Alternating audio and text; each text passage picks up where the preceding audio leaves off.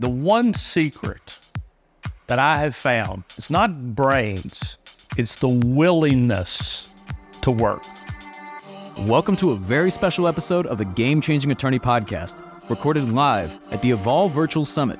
This episode features a brand new conversation with the very first guest of the Game Changing Attorney Podcast and the CEO of America's largest injury firm, John Morgan. When I look around my firm, around the offices in America, when I look at the most successful people, they're the people in the office. They're the people trying the cases. They're the people working on the weekends. They're the people working.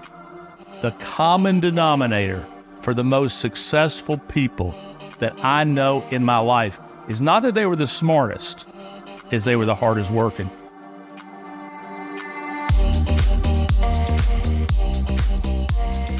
I'm Michael Mogul, founder and CEO of CRISP, the nation's #1 law firm growth company. I've built my business through practice, not theory. CRISP started with just $500 to my name and has grown to over 8 figures in revenue over the last few years, earning a spot on the Inc. 500 list of the fastest growing private companies in America. Our approach has been to take everything we've learned about generating massive growth within our own organization and help the country's most ambitious and committed law firm owners do the same for theirs. In each episode of this podcast, I sit down with innovative market leaders from the legal industry and beyond to learn from those who thrive in the face of adversity, challenge the status quo, and define what it means to be a true game changer. Today, we're revisiting one of our most popular episodes from the podcast where I sat down with John Morgan to discuss his early experiences that shaped his vision, the importance of having an insatiable appetite for success, and why you should ignore the naysayers. When people tell you you can't, that just means they can't. That doesn't mean you can't. That just means they won't. It doesn't mean you won't. That's coming up on the Game Changing Attorney Podcast.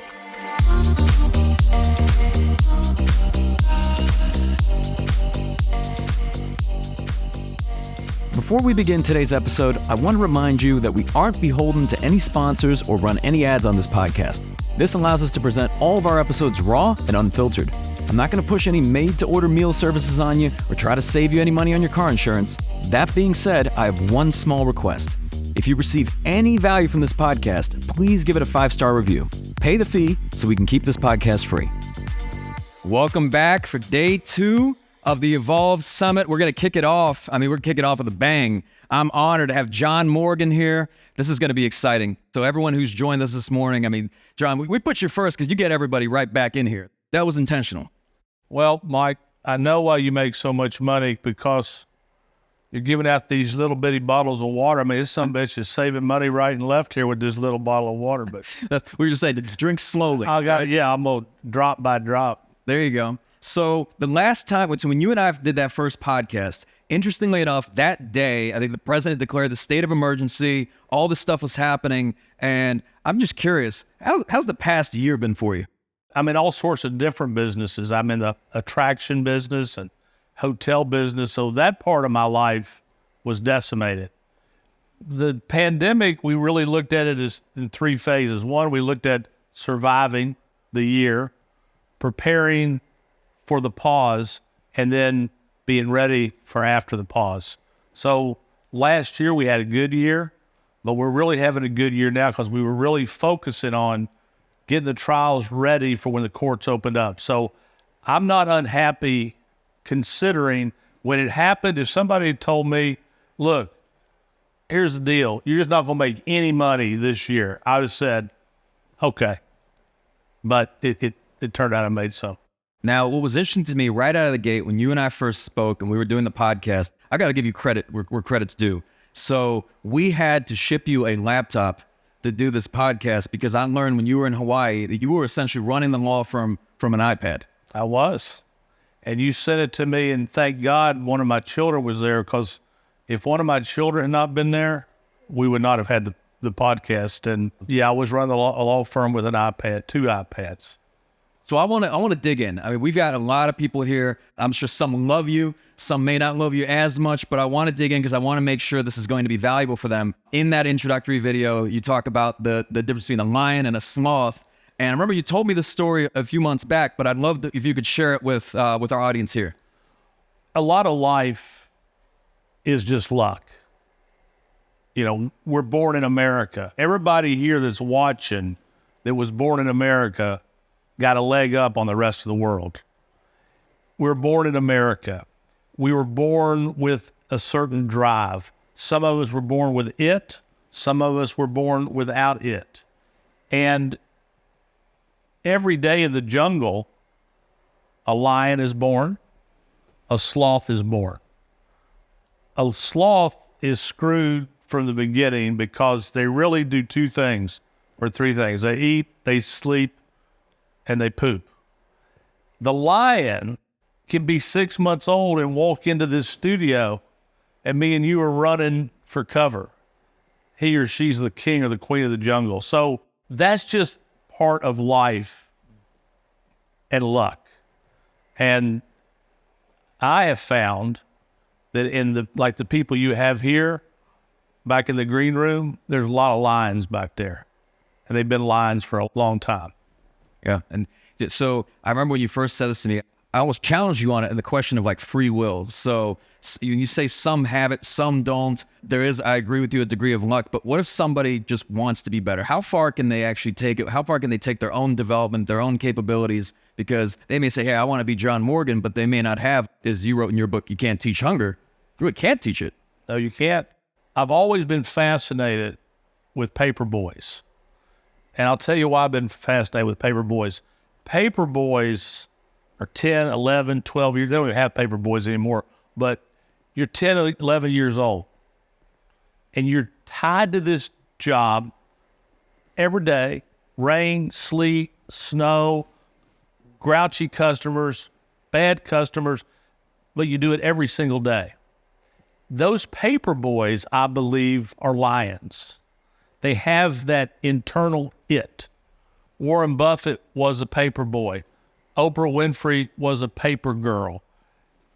When I meet people, especially my age, I'll say, can I ask you a question? I say, what? I say, were you a paper boy? Were you a paper girl? And when they tell me they were, it's like my own little Briggs-Meyer personality test.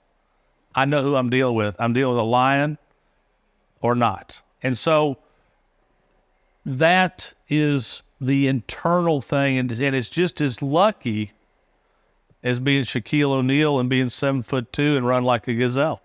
And I imagine it's probably going to lead to a very frustrating, probably difficult life if you're not that person, but you try to be. If the sloth tries to be the lion, right? Here's the great thing. There's also another animal, and they're mules. There's the hard-working mule, and there's the lazy mule. The hard-working mule, you put that hat up on the ears, and the ears stick out, and the daisies, and that mule can plow all day long. And then you got another mule who's built the same way but won't do anything. The one secret that I have found, it's not brains, it's the willingness to work. Nobody that I know that's very successful has not been a hard worker. And so if you think you're missing something, put the time in. When I look around my firm, around the offices in America, when I look at the most successful people, they're the people in the office. They're the people trying the cases. They're the people working on the weekends. They're the people working. The common denominator for the most successful people that I know in my life is not that they were the smartest, is they were the hardest working. So you can actually work yourself to where you want to be. Even if you're a mule. Because mules can work for 10 hours, and at the end of the day, there's this beautiful field that produces a whole bunch of vegetables. So I remember in that You Can't Teach Hunger, you talk about there's some that go coming out of the weekend, they come back as, satiable slugs. And then there's others that are just constantly insatiable. You ask them, when are you done? They're not done. When is it enough? It's never enough. There's two types of people, and here's the problem inside of our firms. Inside of all of our firms, you have you, and then you have the people inside of your firm. You have one business objective. The people working with you or for you have another objective. Now, their objective may not be what your objective is. Their objective may be, I got to work this hard to get this much, and then I want quality of life. And almost everybody has a limit of satiability. If I get that, I'm done. Most people, I'd say 95% or more, have a satiable appetite. But then there's that rare bird that has an insatiable appetite. And no matter what they have, they want more. And it's not about money, because you can only eat one cheeseburger and drink one Maker's Mark. Your pockets are bulging, but you can't eat more than one cheeseburger and one Maker's Mark. It's about winning. It's about succeeding. It's about being respected. And so what I'm always looking for inside of all of my organizations are those people who have that insatiable appetite, that they're never going to stop because they want to be successful, respected, and revered. And in your other books, so the first one was you can't teach hungry. The second, you can't teach vision. Maybe the third one would be around luck, right? But you can't teach any of this stuff, it seems. But I want to ask you about the vision piece. How did that vision start? How did it grow and develop? The first time I realized that I was in it, that I had to take care of myself. I gave a speech to some inner city children a couple of days ago. And the last thing I said to them was this: believe in you. Because at the end of the day, only you are going to take care of you. I was 10 years old, family was poor, both parents drank way too much. I go to the dentist, and I hear my dad talking to the dentist. He said, well, we can do a root canal or we can pull it. And my dad said, well, how much is it?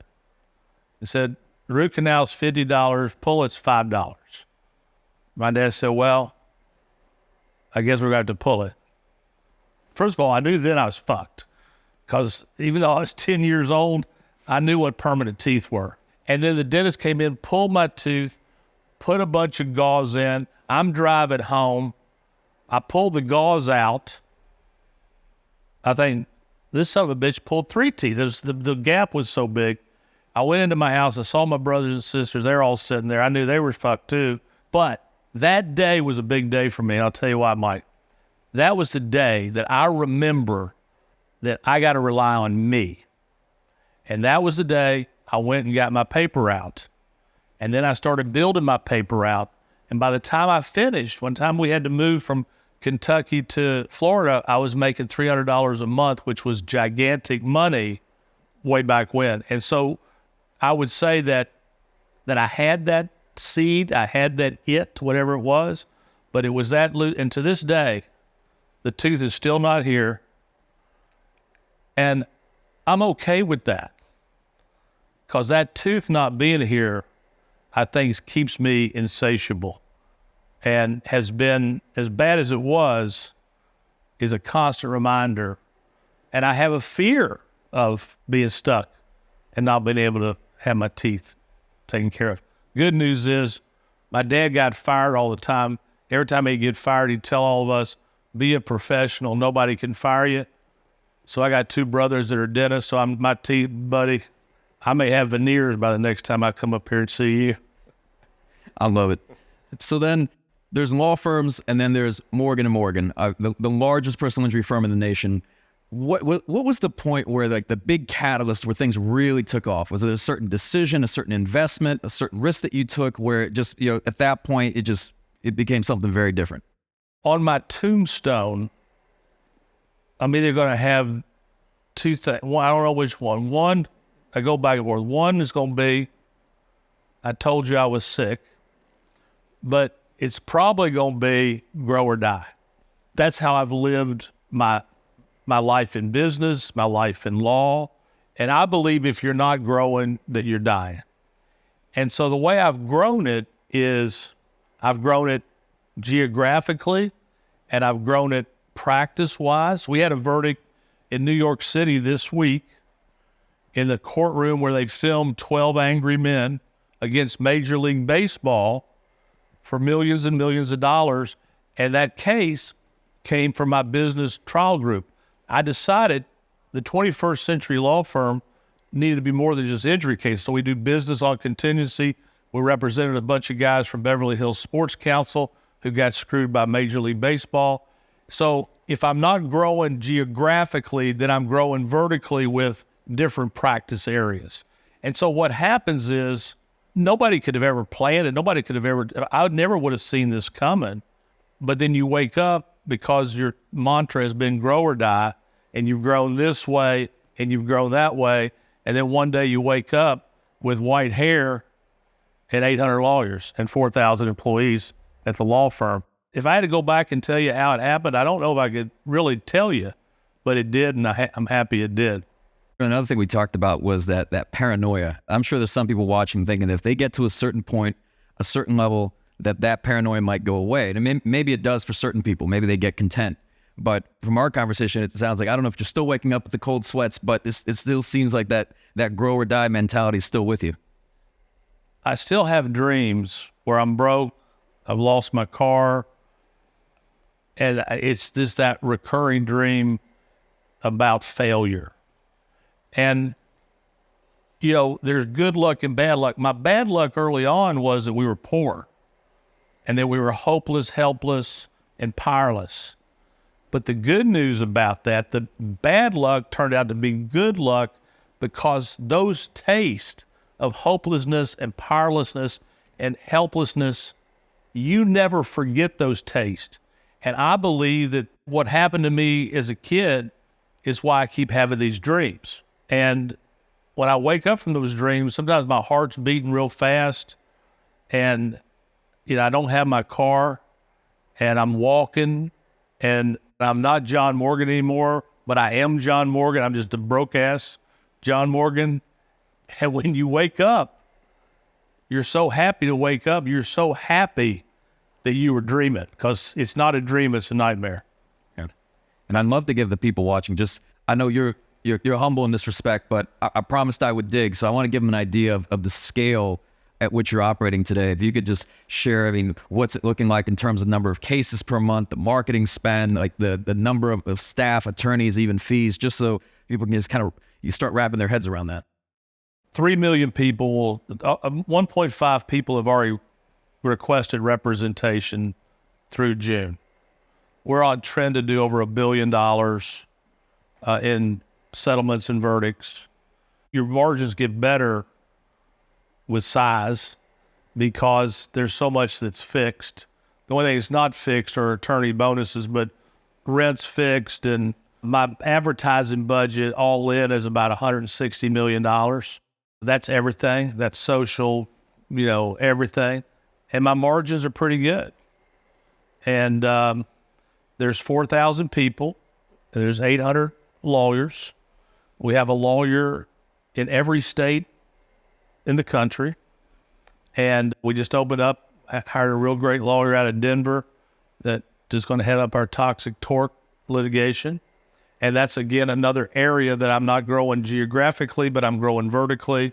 And we're real happy because after the pandemic, we spent so much time getting ready for after the pause that when we're trying cases, there's sometimes in some of our cities, we're the only law firm on the docket because we didn't take the bullshit money when everybody was scared. We kind of held off our best cases. Usually every month we try to verdict 30 to 40 cases a month. And we probably settle another 70 or so the Friday before or during jury selection. My son Matt had one last week, 250 policy. They offered us $1 million. We said no. They offered us $1.5 million. We picked a jury. We got ready to give opening. We settled for 2.5. So that's not a verdict. So every month we try or get a settlement during the trial, but we lost those 100 cases during the pandemic because we held tight. The good news is we're ready. We've been working those cases up during the pandemic. We were preparing to keep running the business, but also running the business after the pause. I know you mentioned your son, Matt. I see him posting continuously just about the fact that, look, you got to try cases. Insurance companies were coming for you. I love that you brought the family into the business. Obviously, you must be proud of your children. What are your thoughts and any recommendations to people watching that want to really get their family involved and get them into the business? I know this doesn't work for everyone. Who do you love the most? Who do you want to be with the most? We only get so much time. The one thing we can't buy is time. And so I made a decision early on, and some people send their kids out to be a state attorney or go to do insurance defense. I don't ever want my kids doing insurance defense. I'd rather them be running a strip club than doing insurance defense. I just cannot imagine fucking people over for a living. But I've done it and it's worked for me. And I was worried because you don't know when your kids are little, when Matt, for example, I worried about Matt because he's a surfer who smoked a lot of weed. So you're like, what's he going to be like? Well, it turns out he was a lion that had a driver A personality. And as mellow as he is, he's a great surfer guy. But if you get between Matt and his money, he can become a real vicious son of a bitch. And so my kids have all turned out. The mother, I wasn't great in school. My wife was real good, real smart. But it all turned out. Some days, my daughter, Kate, has a structured settlement business. Some days in my office, the last thing that happens in my day is my 4 children and my wife sometimes, we're all sitting in my office eating peanut M&Ms and drinking Coke. I'm 65 years old, so I know I may not be in the fourth quarter, but I'm either in it or next to it. If I'm going to be in the fourth quarter, I want to be doing things that are significant, but I also want to be doing it with my family because that's who I want to be with the most. I know you talked about like the different businesses you're involved in, just the diversification. I read at one point when you were first getting into the attraction business that your wife wasn't exactly on board with this initially. She couldn't understand it, but if you could speak to how you got involved in that, got out of the WonderWorks business, which I was intrigued to learn that you're involved, because now it seems like that was a very good idea, but just how you've diversified even outside of law. Here's the thing. I don't golf. I don't fish. I don't hunt. People out there shooting deer, I don't even like the taste of deer. I can taste the fur. I'm like, hell, I can't eat this shit. So I don't do those 3 things. That's what seems what everybody does. And so what I have made my hobby was my family and business. And so I had this fair business and I saw these interactive things on the fairground. And I said, you go to a science center and it's boring as hell. I take my kids to the science center. They were, running up and down the hallways. They were doing nothing. I said, well, what if I built an attraction that everything was interactive? And so I had a guy on the fairground in our fair circuit, and he had these interactives. And then somebody brought me this picture of this huge house turned upside down. And I'm like, wow. Because I believe if you just build a square box, that's one thing. But if you build a house that looks like it just crashed down and that the moths will come to the flame. If I could just get a nickel for every picture that's been taken of WonderWorks, if anybody is watching this today, if you Google the 10 most interesting buildings in the world, one of them will be WonderWorks. And so I believed I had to go full bore. So I built the house upside down, then I put the exhibits in. The first one I built was in 1997. I have 7 of them now. They print money because there's no cost of goods. There's hard to steal from you. And people love it. And the great thing about the business, you go there, people are having the time of their life. And if somebody comes to the gate and says, we were unhappy, here's my refund policy. I look at the ticket. If they were in there for less than an hour, I just refund the money. If they were in there for 4 hours, I say, get the fuck out of here. You're trying to screw me. It's great because in law, we're fighting all day. We're fighting to get cases. We're fighting the insurance company. We're fighting the defense lawyers. But at WonderWorks, and I got another one called Alcatraz. I'm getting ready to open up this summer. Guy Fieri, we got a concept we're doing together called Flavor Town. It's going to be like a Dave & Buster's in Pigeon Forge. So I'm interested in that. So my hobby, golf, I don't get. When Tiger Woods is hitting the ball in the water, I'm not interested in that sport. Shooting deer, where I live, I can sit in my pool and kill deer. I can just sit with a pistol and kill deer from my pool. So I don't find that to be a sport. And fish and release, I've never understood that. If I want fish, I just go down to the fish store and get some fish. So I don't find any of those hobbies interesting, but I find this. I built a thing called Alcatraz East. It's the history of crime and punishment. I have OJ's Bronco. I have Ted Bundy's VW. I have Bonnie and Clyde death car from the movie. I have John Dill.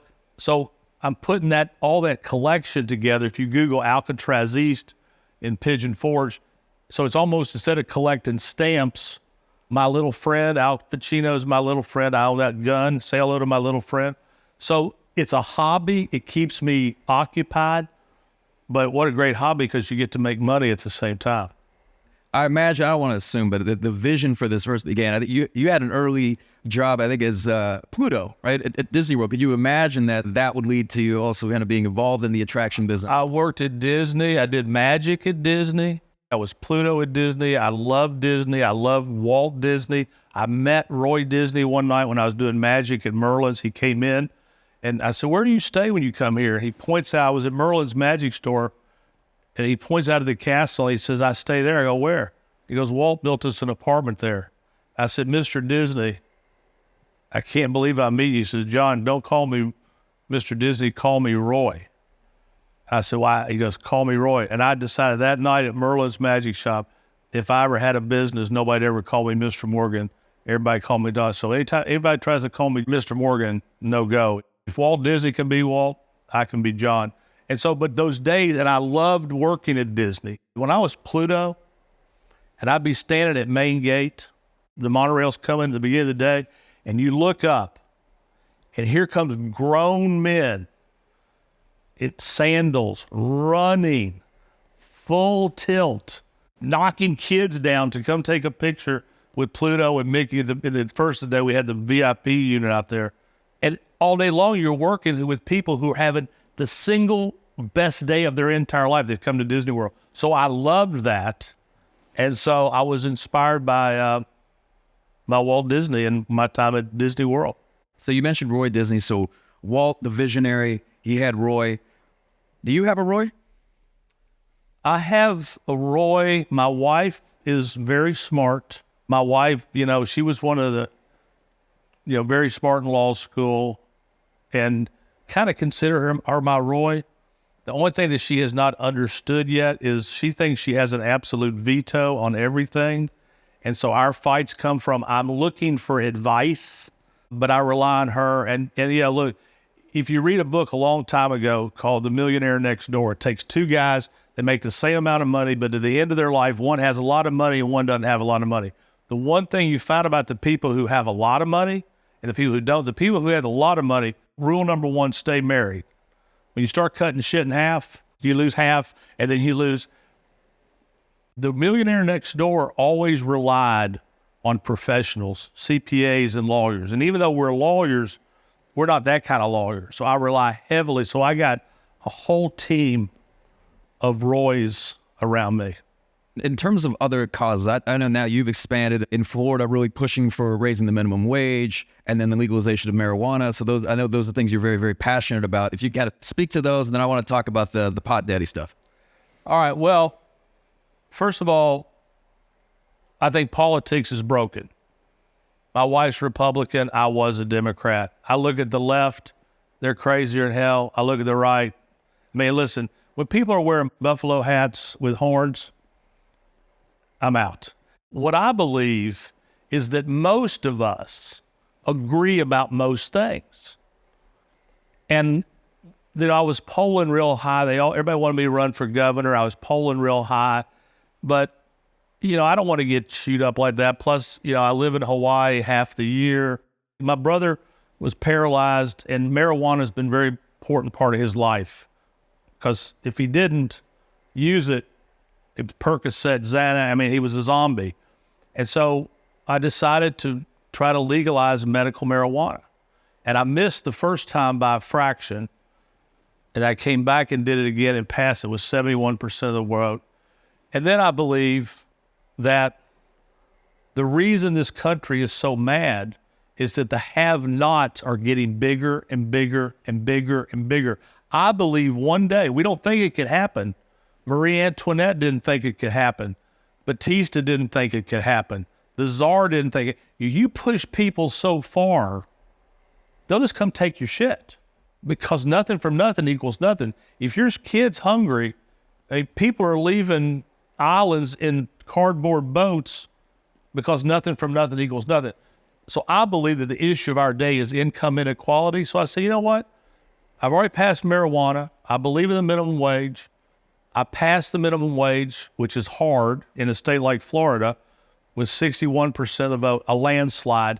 What that proved to me was that most of us agree on most things. But if you put an R or a D next to it, we don't agree except about 47% on one side and 47% on the other, and the 6% decide the best. So I did the marijuana for my brother.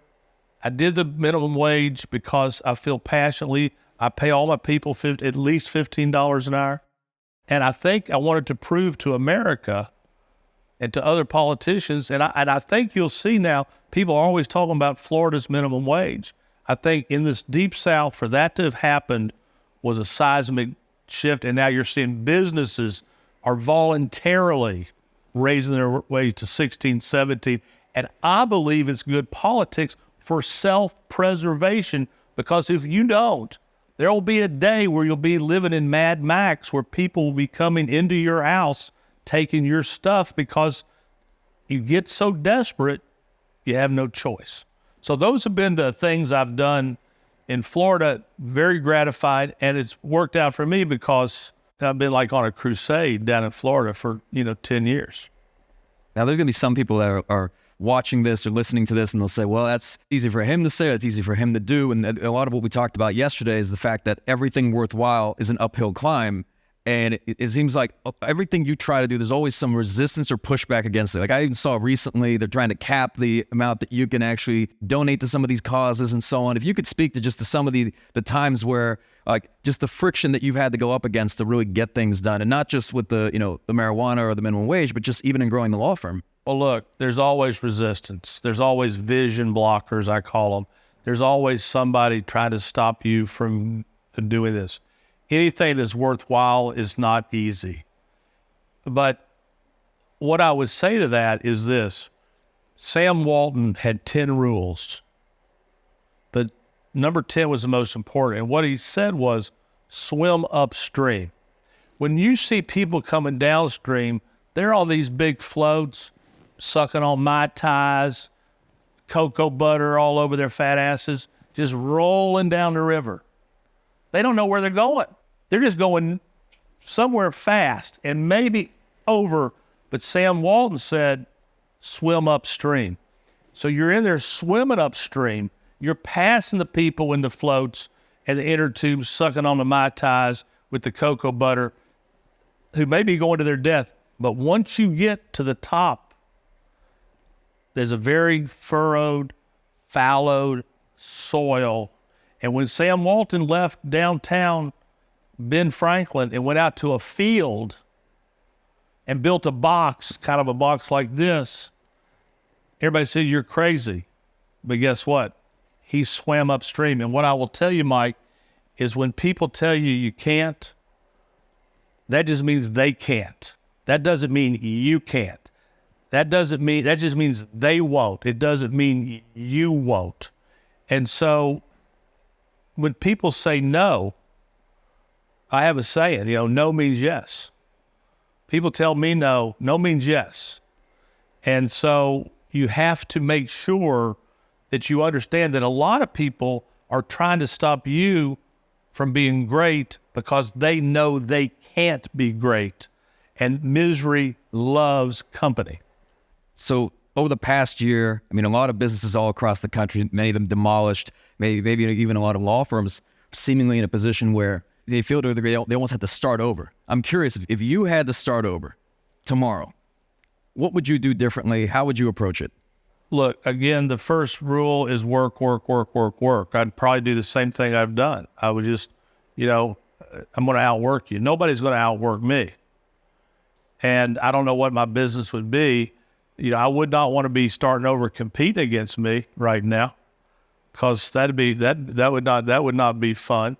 But one of the things I did in my business, here's the thing that I think people need to worry about.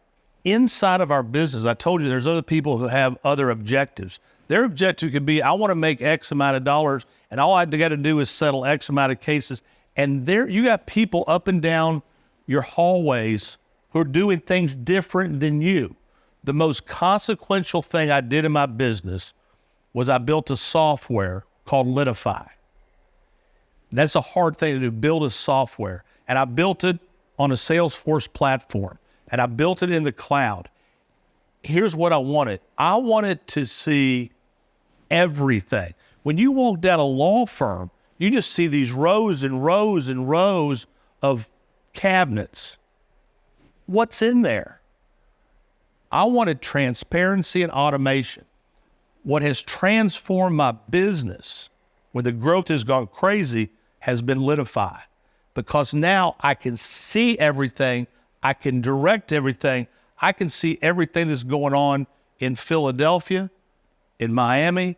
And so, because the greatest worry that I have, and that everybody listening should have, is that inside your firms, there are enemies from within. Some are intentional enemies, and some are just sloths who want to cook out and golf on Friday instead of working.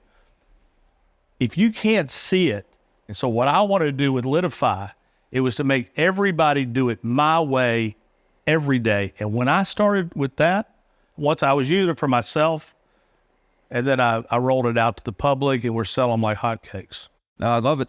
So I know you don't spend a lot of time patting yourself on the back, but when you look back across, your life, growing up poor in Kentucky to where you are today, your family and so on, I mean, are you proud? I'm not proud. I would say that I'm surprised. Because when I got out of law school, somebody said to me, look, here's the deal. We're going to give you a salary of $100,000 and tied to COLA. It was unfathomable money. And as you get older, like I said, it's not about the money as much. And I don't spend it. I'm not the type of person that spends the way I make. I'm from Kentucky. I'd rather have, cube steaks and green beans in a pressure cooker and cabbage and shit like that. So the food I like is not, I don't, caviar, I don't understand that. People are like, eat this $1,000 spoon of caviar. It's like, I'd rather eat a spoon of dog shit than to eat caviar. I don't know what they all think about caviar. Why is that so good? Other than it's expensive. It's like, hey, here's a spoon of shit, $1,000. Oh, thank you. And people are eating shit because it's expensive. I'd rather have a cube steak and cabbage. But I would say that I'm not proud of myself. I'm relieved, because the most desperate feeling in the world, for everybody watching, remember when you couldn't fill up a gas tank? You'd pull in and you get $2 worth of regular, not even the premium, or $3, and it moved the needle barely. When was the last time you didn't fill up? Those little things like that were part of your desperation. Your car conks out. In America, 40% of Americans have less than $400 in their savings. You turn on the car, it doesn't start, you may not fix it. One time in Florida, our AC went down and we didn't get it fixed for 3 years. Hot as shit. So, now if my AC ain't back up, in like 3 hours, I got the air conditioner man is a friend of mine. I'm texting him like, hey, if you don't have a tech, get over here yourself, because I cannot be sweating out down here in Florida. I sweated for 3 years in Florida. So I'm relieved. I'm not proud of myself. And that's why I try to, the best of my ability, I sign all my letters with faith without works is dead. Because I believe, I was with Johnny Cochran for a long time, and I was partners with him in some of his firms. And he used to tell us all the time, and I was a pallbearer at his funeral, honorary pallbearer, and he would tell us that you can do good and do well.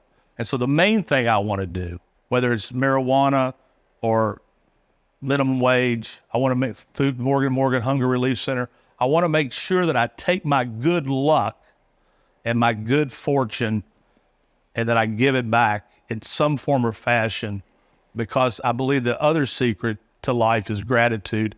And if you're not thankful, I hate ingrates. And so I'm going to always be grateful to God or whoever, whatever made this happen.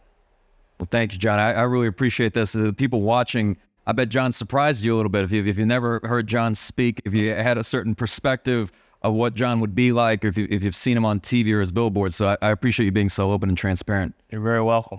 Thank you, sir. Congratulations on your success. Thank you. You've done amazing things here. Thank you. For everybody watching, you need to come here. It's like coming to Disney World. I hope you enjoyed revisiting this episode of the Game Changing Attorney Podcast with our guest, John Morgan, and have gained new insights from our timeless conversation.